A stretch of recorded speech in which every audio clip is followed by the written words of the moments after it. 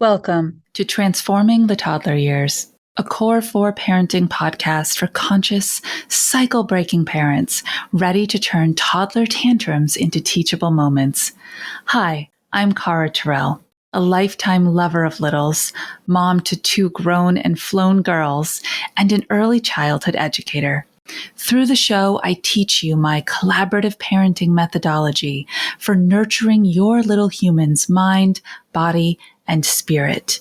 Because how you connect and collaborate in the first 5 years is how you raise happy, healthy kids who grow into the best version of themselves and find true success in school and life.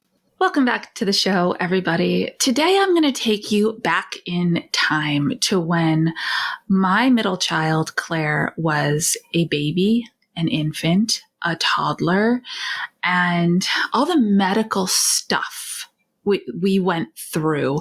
Although I'm going to take you through the journey from my perspective as a parent.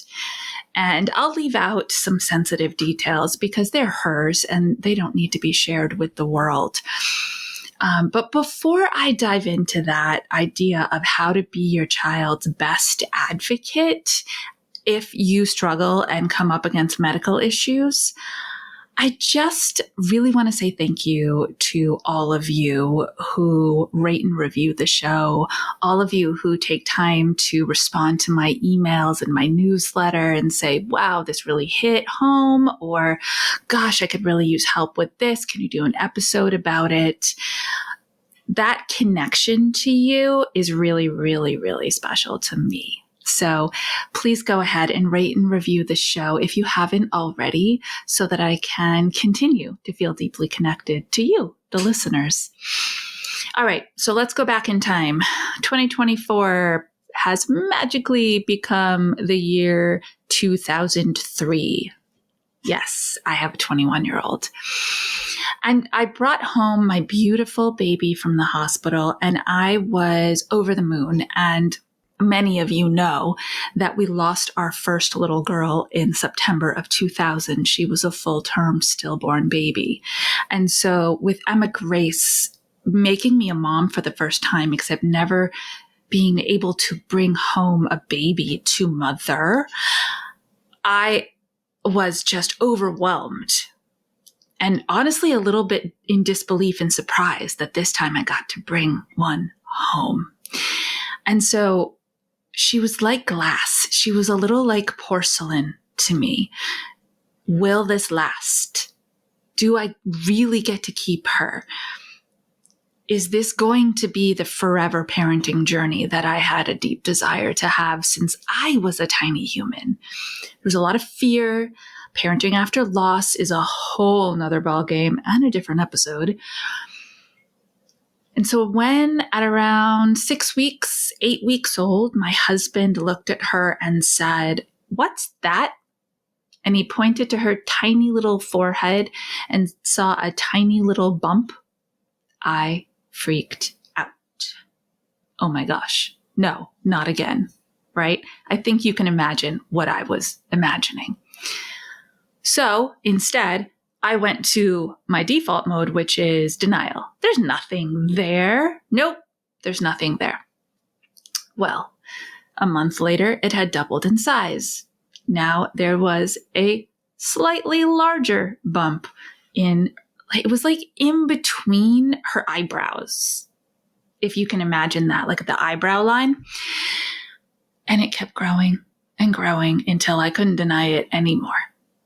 Terrified, I took my infant to the doctor. The referral came through. We went to the pediatric specialist, a bit of a drive. Here we go. I just was sure they were going to say she had cancer. I was sure of it. The diagnosis was a hemangioma. Don't know what that is. Neither did I. Turns out it's scary looking, but it's not really scary. It's simply blood vessels that get confused and send blood to the wrong space over and over and over and over again.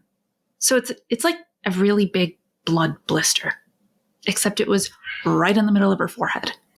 So it kept growing. We went back every single month, and they kept saying to me, this is not a big deal.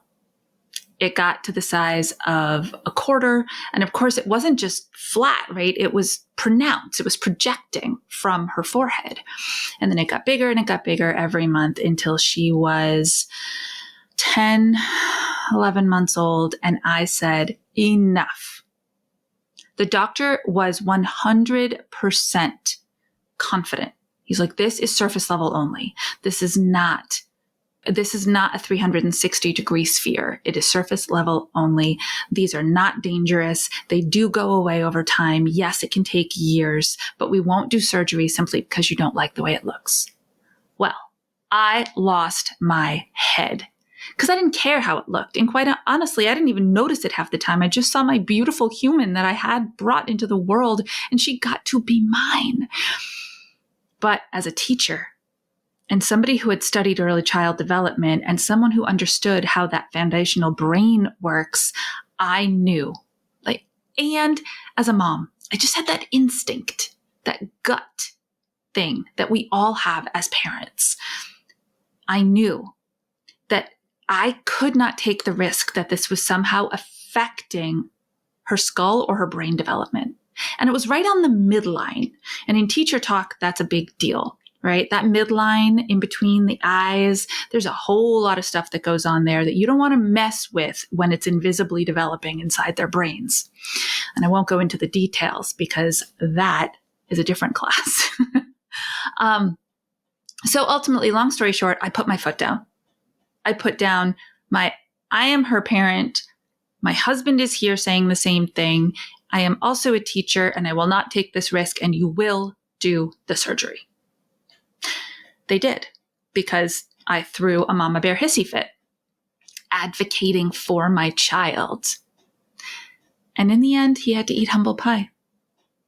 Once again, I had the most terrifying moment, highly rated, one of the most terrifying moments of my life, when the doctor came out of a longer surgery than they had planned, brought us into a private room. I was sure she was gone. But he apologized. He said, I have to say, I'm sorry.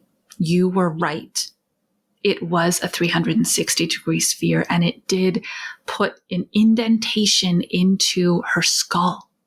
And no, we don't know what this means for her neuro future. We don't know if she's going to struggle with anything. You'll just have to wait and see.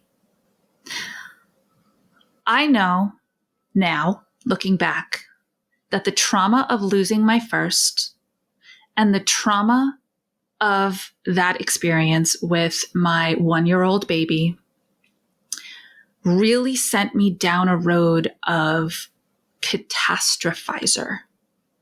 Everything that came up with her after that, and there were lots of things over the next few years, I always went to the worst case scenario. I couldn't pull myself back. When she completely fell apart at 2.5 years old, and then between 2.5 and 3, and we had to have tubes put in, and she had a mild hearing loss, and I had to stop signing with her even though she was nearly fluent because I wanted a bilingual baby, and that's a skill I have.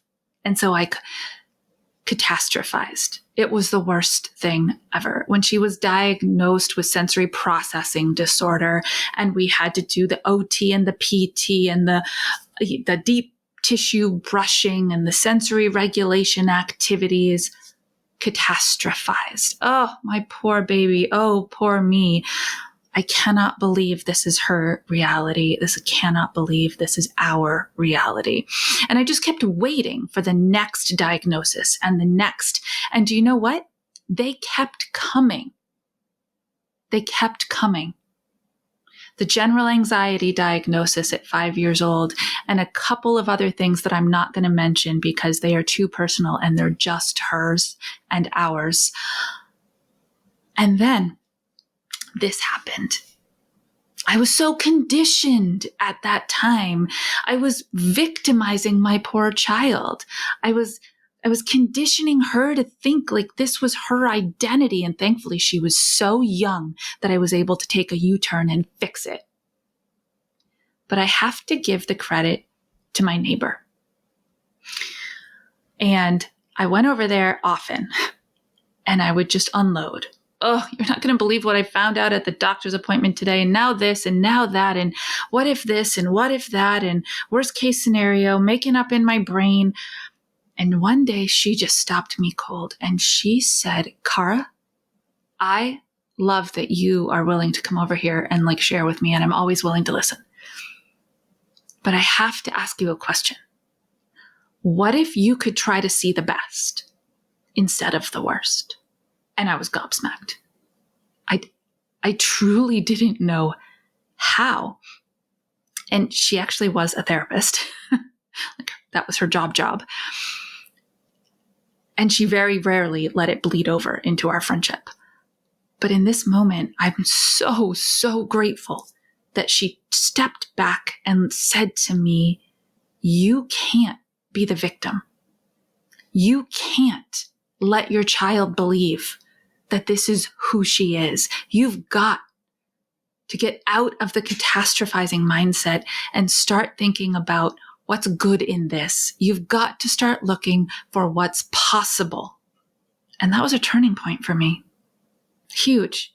I didn't stop advocating for my child, but I saw things differently. I experienced things differently. I accepted our current challenges for what they were while believing we could do something to change them in the future.